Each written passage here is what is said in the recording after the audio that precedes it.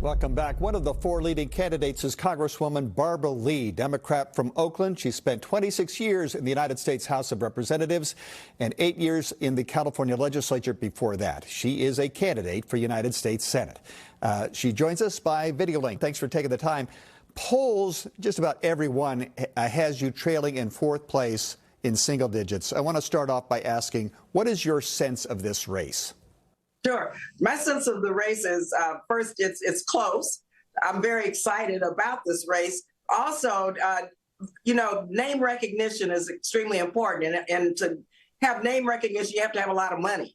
And of course, I don't take corporate PAC money or lobbyist money.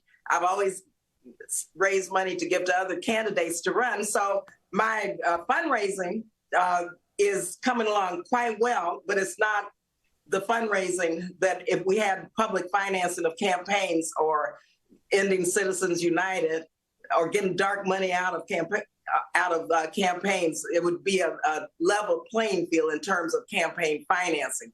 And so that's the issue. But let me tell you, we have a people-powered campaign. I have the endorsement of Working Families Party, Our Revolution, 6 of the 8 constitutional offices, Dolores Huerta, Mayor Bass, Mayor Freed, many young people's organizations, Gen Z for Change. And this campaign is unbelievable in terms of the targeting of our voters, the digital plans and operations that we have in terms of digital ads, in terms of really targeting voters, getting them out to vote. We know where our voters are. We know what the message is. We know many of the undecideds, once they hear about my experience, my background, what I have done in terms of delivering for California and for my congressional district and what I intend to do in the Senate, many of the undecideds come to our side.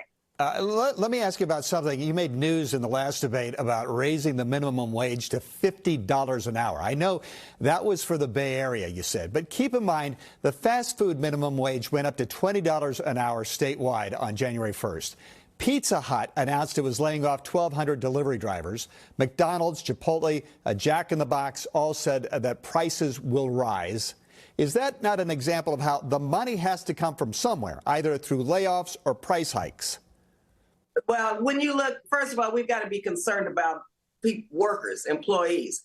When you look at what multiple surveys have shown is that people are barely, in some parts of California, triple digits, 100 plus salary, barely making it because of the cost of living.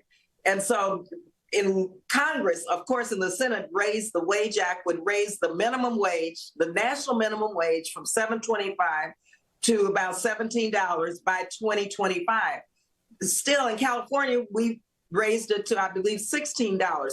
That's still not a living wage. And what I'm talking about is indexing, and I'm not talking about now, but gradually we have to index a living wage to keep up with the cost of living in California. But we also have to do at the same time, and what I want to do is make sure that we make life more affordable for people by investing in childcare, in affordable housing, in initiatives that address families in terms of having to drive 3 and 4 hours a day to and from work, the cost of gasoline. The cost of living is exorbitant in California, and wages have not kept up.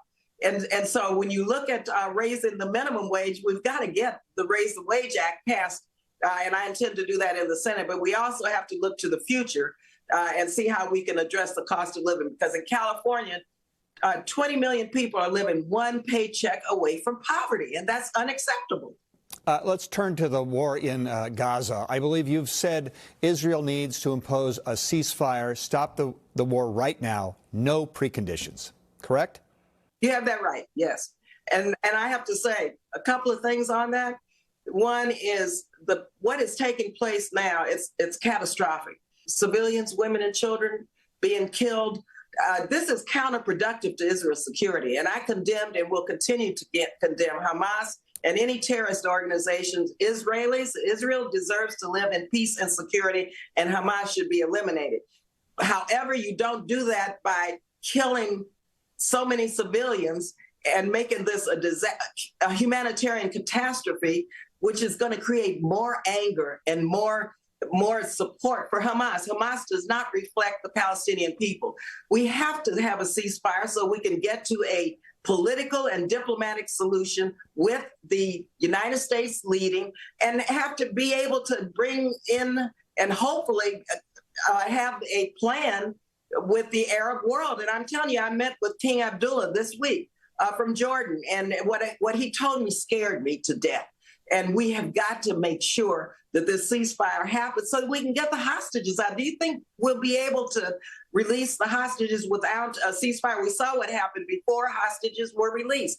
And so believe you me, I am adamant about peace and security for the Palestinian people and for the Israelis, and know that it's a diplomatic and political solution that must be engaged in. You were part of a letter that was sent to the president saying he needed to come to Congress to seek authorization for the military attacks on the Houthi rebels in Syria, Jordan, and Iraq. Did President Biden violate the Constitution with that military engagement? Now, I have said that if the president has a right to defend our troops, and the Constitution gives him that authority. But if this is going to engage the military, and if it's going to be military action that's going to be required, he needs to come to Congress. We've written and said this very publicly, that we cannot allow another blank check, or the blank checks that were already authorized years ago that I'm trying to repeal, to be used in this instance and not come back to Congress. So the president absolutely needs to come to Congress if, in fact, the United States military is going to be embroiled in a regional war. So this is a delicate subject, but it's top of mind for voters, considering Donald Trump and Joe Biden will probably be at the top of the ticket. Your Republican rival, Steve Garvey, a moment ago, says that at 75, he will only serve one term. You're 77. You will be 83 at the end of your first term. Do you believe you can seek multiple terms in office in order to gain seniority in the Senate? Look, this is not a delicate question. Let me tell you what you get with Barbara Lee in the United States Senate. First of all, you get somebody who's experienced and who's been able to deliver for California and for my district. Secondly, you get somebody who understands the world in which we live and can hit the ground running, who has a deep and broad experience in domestic and foreign policy, which is needed. You don't need anyone in the Senate from California on the job training. When you look at the fact that since 1789, there have been three, when the first Senate went into session, there have been 3 Black women serving a total of a little over 10 years.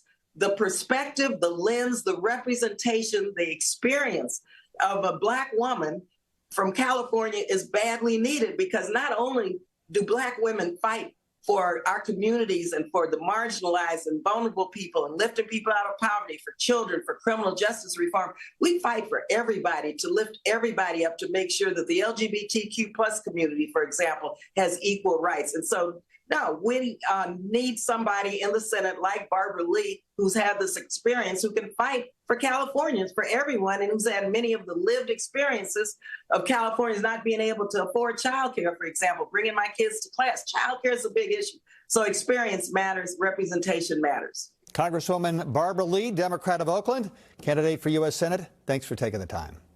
Nice being with you.